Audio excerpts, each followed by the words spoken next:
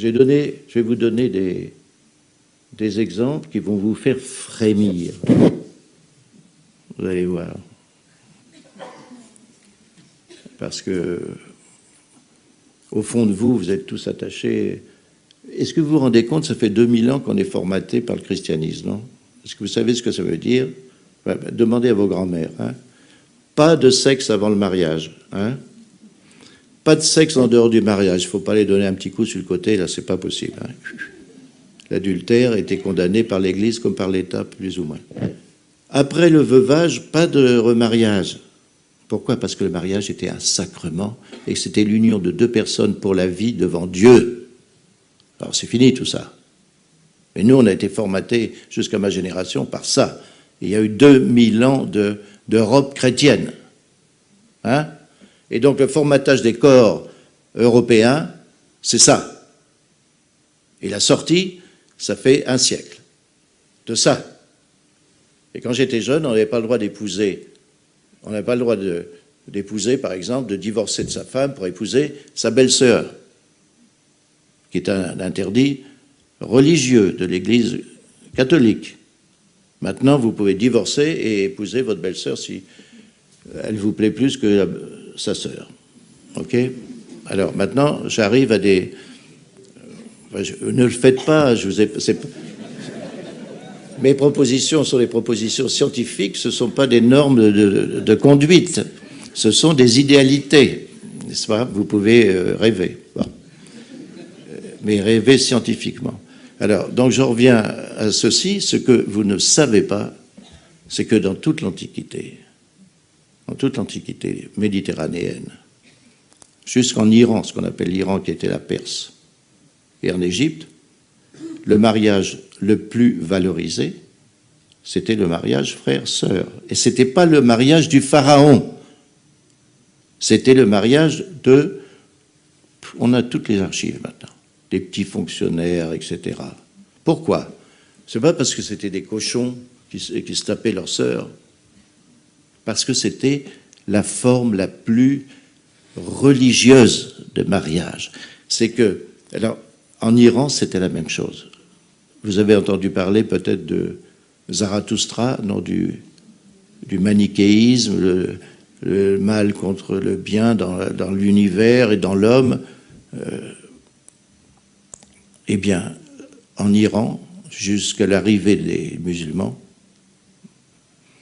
le mariage le plus valorisé socialement était le mariage frère-sœur, célébré par un prêtre zoroastrien qui avait épousé lui-même sa sœur. Alors, je vais vous expliquer pourquoi.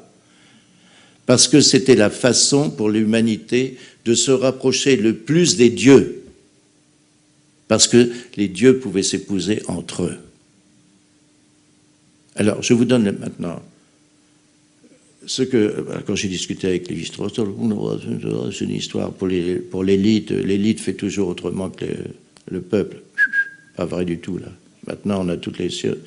Alors, qu'est-ce qui se passait? Le tabou de l'inceste, et Lévi-Strauss aurait été content, le tabou de l'inceste était totalement respecté. Le père, il ne couchait pas avec sa fille. La mère, elle ne couchait pas avec son fils. Ce qui était suspendu, c'était l'interdit sexuel dans la même génération. Et le frère et la sœur, en s'épousant et en se désirant, on a les lettres d'amour, elles sont traduites maintenant, la fille qui appelle son frère, viens mon taureau préféré, putain, tu vois, je vous aime, tout ça, non mais vrai, comme tout le monde, quoi, des élans de passion profonde et de désir sexuel. Et donc, c'était divinisé, c'était rapprocher les hommes des dieux. C'est pas de la porno, quoi. Mais ça veut dire aussi que Freud a raison. Ça veut dire aussi que Freud a raison. Il n'y a pas de raison qu'on ne désire pas sexuellement sa sœur, ni sa mère, ni sa fille.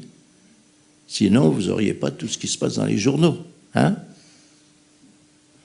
72 000 cas d'inceste déclarés en France, sauf les incestes mère-fils. À la gendarmerie, je parle.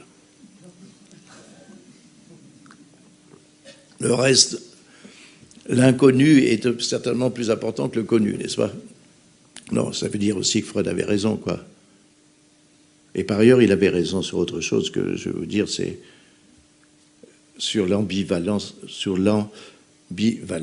sexuelle. Nous sommes tous homo et hétéros. Nous sommes tous homo et hétéros. Et évidemment, l'humanité était obligée de mettre l'hétérosexualité au premier rang, sinon on n'en serait pas là. Hein? Si on avait tous été homo, on aurait fait du surplace. Et ben, ça n'aurait pas duré longtemps, d'ailleurs. Alors, moi, j'ai vécu dans une société où tous les hommes avaient été homosexuels. Et ce n'était pas la Gay Pride. Pourquoi? Parce que c'était l'initiation des garçons. C'était sortir les garçons du monde des femmes. Mais je vais vous donner un des éléments les plus secrets des initiations.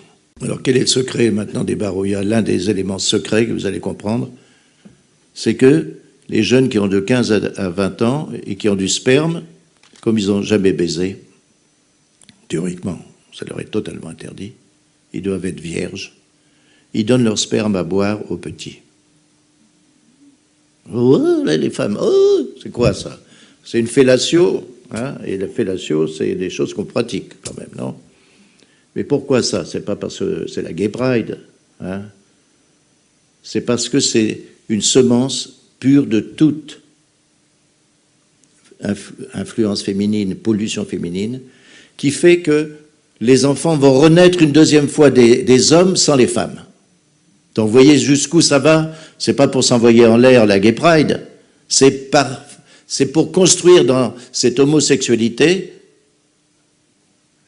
des hommes qui ont le droit de gouverner les femmes.